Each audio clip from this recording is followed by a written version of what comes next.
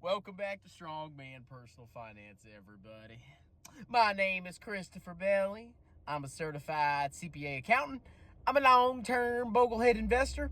I'm author of the book Stop Being a Broke Loser. It's on Amazon. And I think this current stock market is out of freaking control. Now, as y'all know, I have a decent-sized position in Alibaba, Baba stock. And I opened my phone today. I checked Robin stock. And yes, I use Robinhood to check stock prices, okay? It's very convenient. It has a great interface, okay? I do like that. But the vast majority of my money is not in Robinhood, not by far. So I check it, and Alibaba, one of the largest companies in China, growing massively, in one of the fastest growing economies in the world, is at like $88, okay?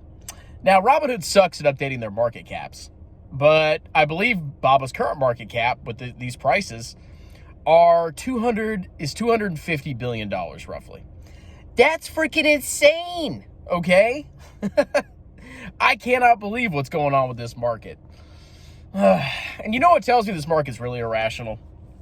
It's all freaking... Sync has connected to your phone. Jesus. It's all the freaking Chinese stocks, okay? There is so much fear and drama and nervousness going on that these stocks are just getting obliterated, okay? 10 cents down. JD's down. I bought JD yesterday. It went down 5%. All these freaking stocks are getting decimated. It's almost like there's no freaking floor for these stocks, all right? And it's all about fears of Russia and, oh, what if China invades Taiwan? And, oh my God, do you really own the stock? And all this other BS, okay? And I think it's all garbage. I think it's all trash. Now, I think this time is going to be a time where it makes or breaks people. If you started investing in March 2020, you know, a lot of you did. You downloaded Robinhood. You're all geniuses. You bought a bunch of trash stocks and they all went up. And all you've ever seen is stocks go up. This is going to be the moment where you really distinguish yourself as a good investor or not. Now, like I always say, you should have the vast majority of your money in tax-advantaged accounts and invest in total world index funds. And those can go down too, by the way. They can go down a lot depending on market circumstances. But if you've only been investing a short time and you have all these stocks that have been decimated, if you're tempted to sell, well, first of all, it depends what stocks you have. If you just bought a bunch of trash, yeah, maybe you should sell. But if you did some fundamental analysis and the market just isn't making sense, and the stock that you bought or the multiple stocks that you bought are getting decimated and they keep going down and down and down, this is going to make or break you, all right? If you sell at a time like this, you are not cut out to be an individual stock picker, not in the slightest, because stocks go up and stocks can also go down, and they can do so very, very, very irrationally. This is the perfect example, okay? Baba at $88. I mean, I'm sorry. That's freaking nuts. That's freaking nuts, okay? Now, I'm down, 50%, 52%, 53%? Like, I have been absolutely decimated. Is decimated even the term? What term should I use for that? Sextimated? Censored. I said the S word. I've been freaking obliterated with Baba, okay? It's bad. Like, man, if I had my whole portfolio of Baba, I would be crapping my pants right now. But yeah, I've been freaking decimated, but I'm still not worried in the slightest, okay? Because I don't think anything materially has changed with the company. Everybody's freaking out about this freaking tech crackdown. Everybody's freaking out about China. Oh, what if they invade Taiwan, just like Russia invaded Ukraine? Everybody's worried about all this short-term crap, okay? But my fundamental thesis on this company always has been, it's a rapidly growing company. It's a very profitable company in one of the fastest growing economies in the world. And yes, there are some downsides. Like number one, the commies don't want you actually owning the stock. So you have to buy a variable interest entity, okay, in the Cayman Islands. Okay, I don't care, all right? I don't think China is gonna go to such a drastic measure that they literally just breach their contract and say, oh, you don't get anything now. You don't own anything. I don't think they're going to freaking do that, okay? Because they get money from Westerners to grow their economy. It would be freaking madness for them to do that. Is it possible? Absolutely. Anything's possible. I mean, I didn't expect Russia to invade Ukraine. I really didn't. I was like, Putin's bluffing. You know, he's just trying to get something. And there's no freaking way they're going to invade Ukraine. And they invaded Ukraine.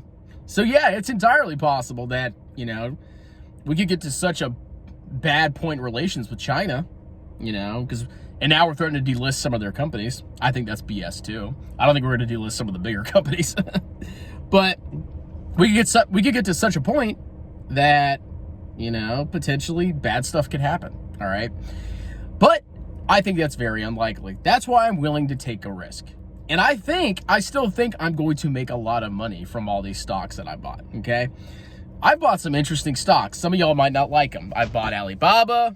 I've bought JD. I bought Kiwi. That got freaking decimated. Woo, boy. I put a couple $100 into Discovery. Okay, that actually went up. I'm a genius. Buy my course, bro. What else did I buy?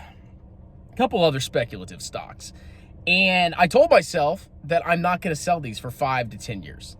Because if you get yourself in the mindset that you need to see these instant returns, these instant rewards, you're going to be selling your butt, okay? That is not how it freaking works. Now, like I said, if you're tempted to sell, like let's say you bought a stock and you actually did fundamental analysis and you actually understand how to do it, okay? Project future cash flows, discount them at your required rate of return, and bake in reasonable assumptions.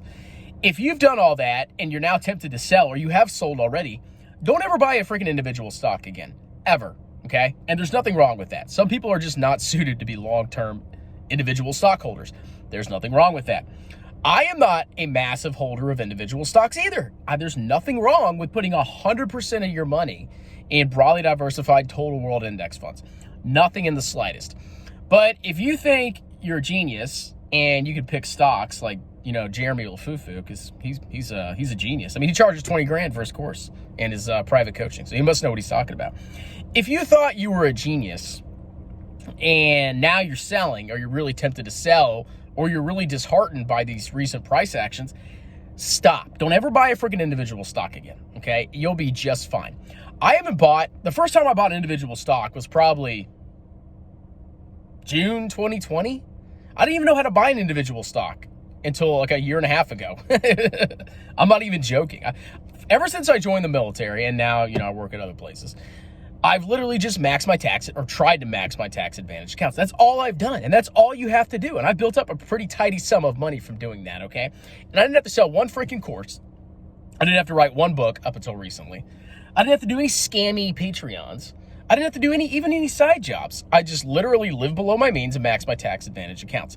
And I made a lot of freaking money. I've been killing it, okay? And that's all you need to know to really build wealth. But if you want to dabble in individual stocks, this is a perfect time for you to learn how it actually all works, okay? So anyway, Bob was down.